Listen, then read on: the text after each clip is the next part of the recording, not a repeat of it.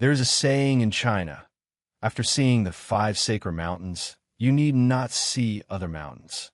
But after seeing Huangshan, you need not see the 5 sacred mountains either. For 1,000 years, this single peak in southern Anhui province has stood apart from everything. Its granite towers rising above a perpetual sea of clouds, its ancient pine trees growing from bare rock at impossible angles, its mist changing the landscape every hour. Huangshan is not just a mountain. It is the visual language of China itself. In 1990, UNESCO gave Huangshan a distinction held by almost no other site on Earth. Dual inscription as both a World Natural Heritage Site and a World Cultural Heritage Site simultaneously. Nature and culture recognized as one. Because for the Chinese, Huangshan has never been only a mountain. It is the source of an entire way of seeing, the inspiration behind 10 centuries of inkwash painting, poetry, calligraphy, and philosophy. The mountain's name tells its oldest story. Huangshan means yellow mountain. It was named for Huangdi, the Yellow Emperor, the legendary ancestor of all Chinese civilization.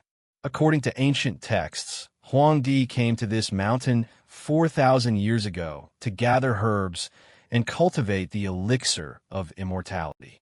He achieved enlightenment here and ascended to heaven from its peaks. When Emperor Xuanzong of the Tang dynasty heard this legend in 747 AD, he renamed the mountain Huangshan in the emperor's honor. The mountain had been called Black Mountain before, but once it bore the Yellow Emperor's name, it was never just a mountain again. Huangshan is known for 4 wonders. The strange rocks, more than 120 named formations, each resembling something. A monkey watching the sea, a fairy playing chess, a squirrel jumping a tiger. The ancient pines, growing from bare granite, their roots reaching into cracks invisible to the eye, their trunks shaped by 10,000 storms. The sea of clouds, appearing on more than 250 days per year, filling the valleys until the peaks become islands in a white ocean. And the hot springs, flowing at the base of the mountain, warm and clear, said to cure 100 ailments. These 4 things together make Huangshan unlike any other mountain in the world.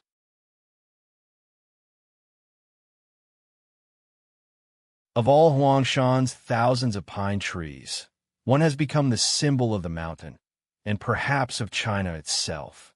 The guest greeting pine.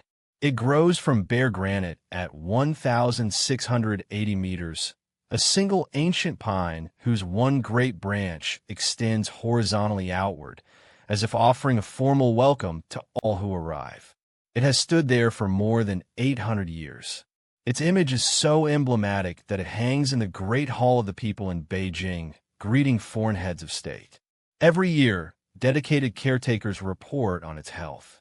When a major branch was damaged by snow, it was national news. This pine is not a tree. It is a host. Huangshan's pines grow where nothing should grow.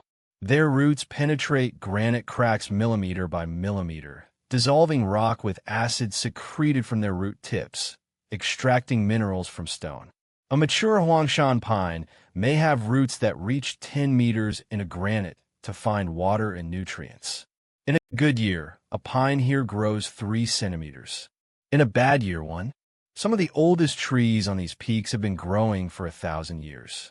They are shaped entirely by wind. The prevailing west winds press them eastward, branch by branch, year by year. What looks like artistry is survival.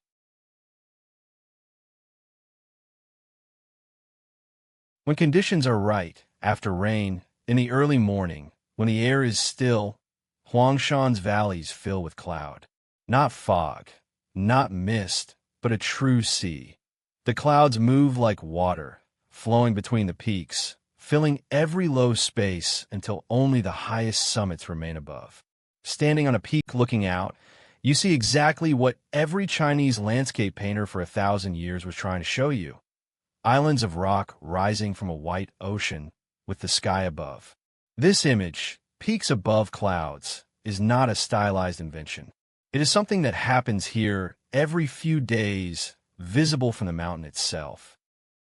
The Huangshan school of painting, the Xianin school, emerged in the 17th century among a group of painters who had lived through the fall of the Ming dynasty. Having lost their country, they went to Huangshan to grieve. And there, in the mist and the impossible pines and the sea of clouds, they found a new way to paint. Shitao, Hongrun, Jia Shibiao. These painters transformed Chinese art. They showed emptiness as meaning. They showed a single twisted pine on a cliff as more expressive than a palace full of figures. Their Huangshan scrolls, painted in exile and mourning, became among the greatest works in the history of Chinese art.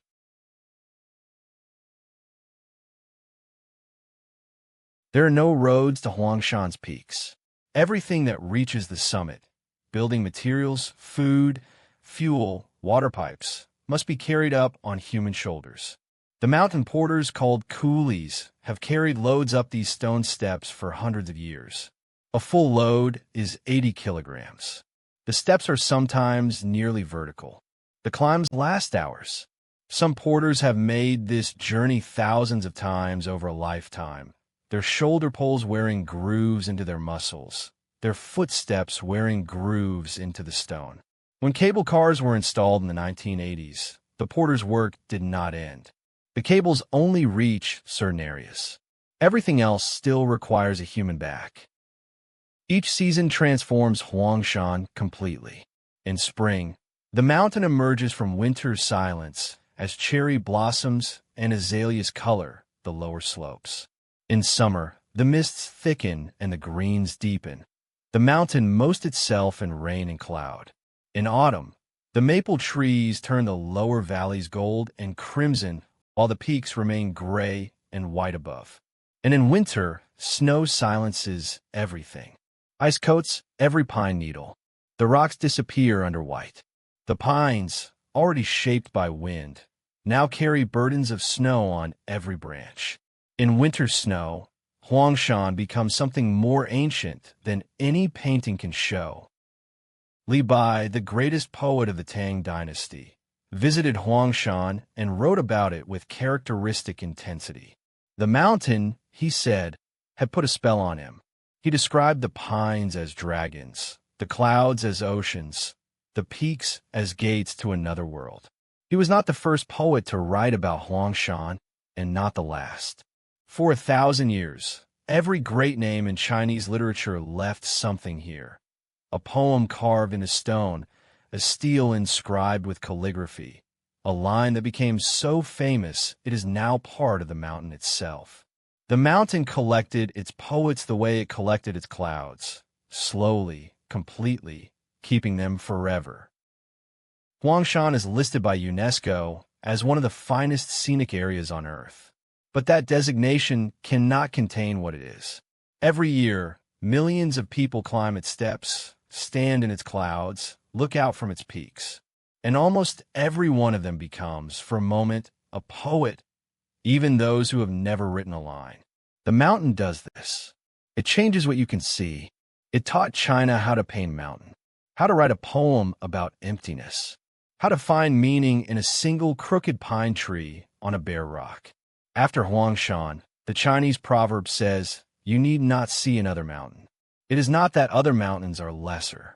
It is that after Huangshan, you have learned how to see.